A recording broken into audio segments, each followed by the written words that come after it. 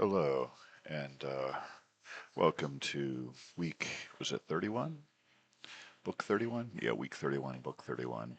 And this is going to be Mapping the Interior by Stephen Graham Jones.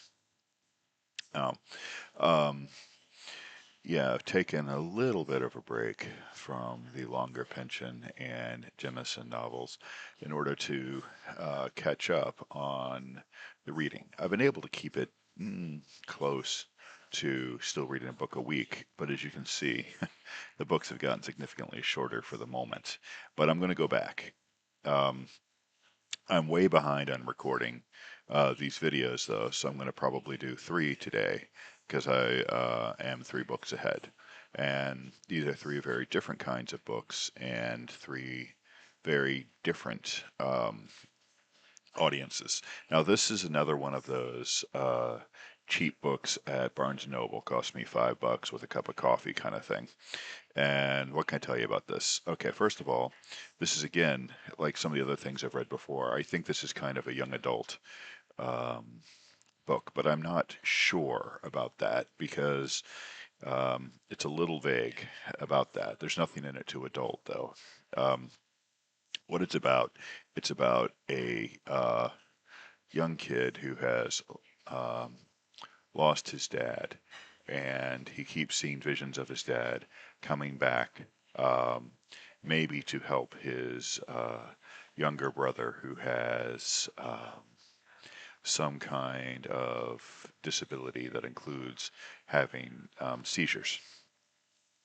It's set in the world of contemporary Native American reality, as the author himself is an Indian. And so it has some issues in it dealing with race, some issues in it dealing with treatment on a reservation, and those kind of things. Now, those kinds of issues are a little bit muted, but they're there, they're in the background. And my guess would be the more familiar you are with that world and the more you know about that world, the more those little hints are going to resonate for you. I am familiar enough with them to pick up on them, but not familiar enough to go into great detail about all of that. Um, so, what is this book about? Well, he's lost his father and he misses his dad and he keeps seeing visions of him. And so he keeps trying to reenact as a ritual kind of, the moments when he sees him. Now, does he really see him or is it all just an illusion? It's not 100% clear, honestly. And he sees his dad dressed in his regalia for the powwow. And that's one of the things his dad did was he went around and went to the powwows in his feathered headdress and stuff. And so he sees his dad like that. And um, it's interesting. It's a good book. It's what he ends up doing towards the end is he sort of gets the idea that this visitation, this haunting by his dad, is not a positive thing, that his dad is essentially sucking off the life of the living in order to uh, stay alive. And since the young boy has a dedication to the living as well, he has to end up stopping his dad from doing this.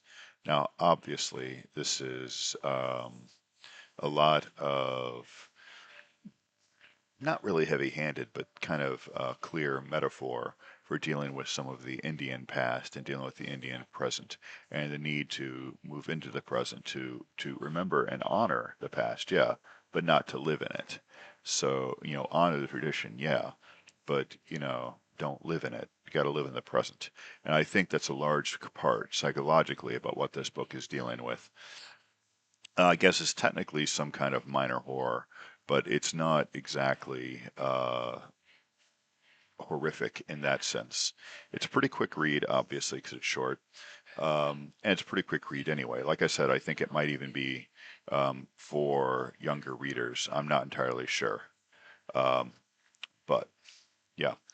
And okay, and about the issue of whether dad's real or not. Well, at one point he gets trapped under the house by two vicious dogs, and four vicious dogs. Sorry, four vicious dogs. And he sort of blacks out, and when he comes to, the dogs have been slaughtered in terrible ways. And he had the sense that his dad did it because he heard his dad's footsteps in the house above. Okay, but he didn't see him. And his brother gets made fun of at school. People write words on him and things like this when he's not around. So he beats up some kids because of that and gets in a little bit of trouble for that. But I think there's that too, that legacy of perhaps some of the